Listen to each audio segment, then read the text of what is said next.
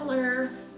Okay, so I'm going to wrap up the emancipation story now. Okay, so like I said in the last video, my oldest daughter was not home, but then when she got home, everything changed. And I'm gonna get into other stories about my children. I do have some things that I want to help and talk about in terms of kids and how to move forward when you're in this situation and you have children. But let me just stop and say that children are a blessing, okay? Like, if you really sit down and think about your kids, I'm sure you can find one or two things that they have grown in you, saved you from, showed you about yourself. Like, they are really my backbone in my life. I will honestly say that. So unbeknownst to me now, like I said, my youngest daughter texted my sister. My sister then reached out and I think called my oldest daughter, who, as I said in the last video, was in class. So when my oldest daughter found out that something was going on in the house that was obviously upsetting her little sister, she left class, got into an Uber, and was home within like 15 minutes, 20 minutes of the call that she received from my sister.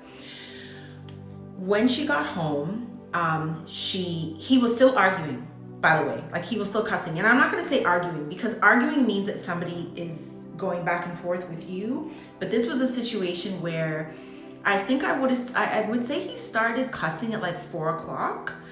And by this time it was around 7. So he cussed while I showered. He cussed while I still had my brother on the phone.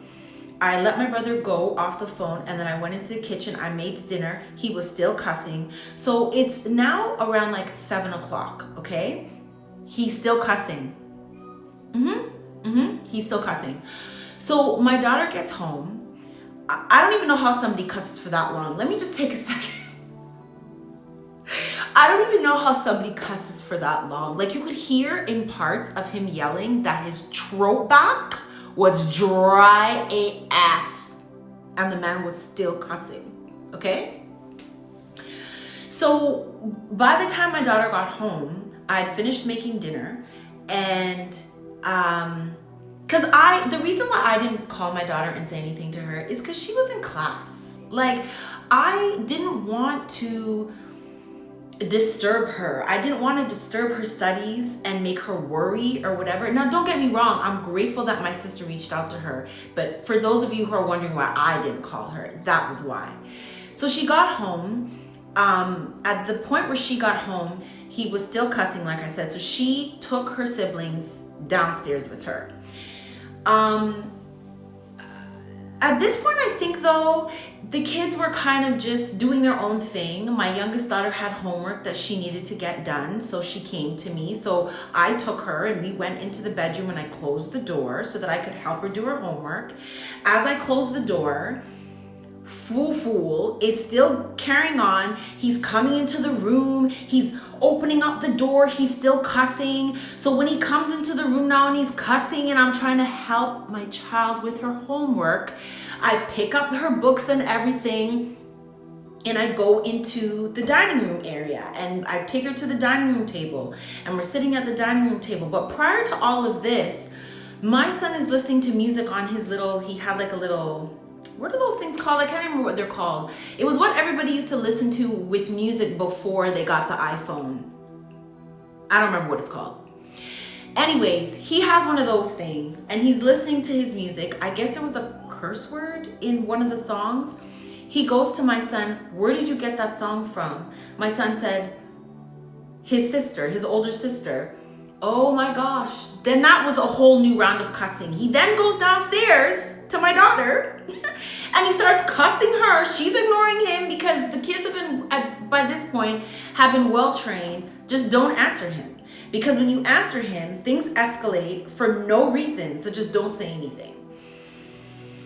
So she's quiet as he's cussing. And then, so he goes downstairs, he's cussing her. Then he comes back up.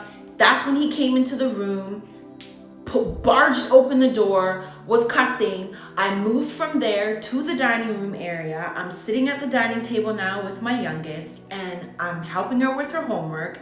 He follows us out to the dining room area, and he starts cussing even more.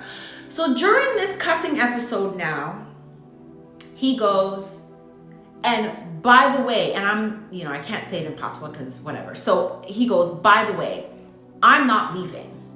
Okay, I'm letting you know from now, I'm not bumbleclot leaving. The only way I will leave is if I get removed from the home by the police or I kill you. Yeah, he threatened to kill me. My daughter is downstairs. She hears this threat. The very next thing she does is she texts me. Now my phone, he doesn't know I have my cell phone. My cell phone is on my lap underneath the dining room table. So when she texted me, I just looked down because he's too busy cussing. So he's not paying attention to everything I'm doing. So I looked down and my daughter texts me and she says, I heard that. Can I call the police? And I said, yes. My daughter called the police. As my daughter is on the phone with the police, he's still cussing. He's cussing so loud and so ridiculously that the person on the 911 call says to her, is that him I'm hearing yelling in the background? My daughter says, yes, that's him. The dispatcher goes to her, is everything okay? Like, is he harming your mother at this particular time? My daughter's like, no, he's just cussing. He's been cussing for like the past how many hours? He's just cussing. So I guess because the dispatcher could hear how heightened he was and how ridiculous he was acting, I kid you not, within 15 minutes, the police was at my door. So he said what he said. Then after that, I guess it must have made him feel good because he threatened to kill me. So in his mind, he's like, okay, now she knows how I feel. I ain't going nowhere.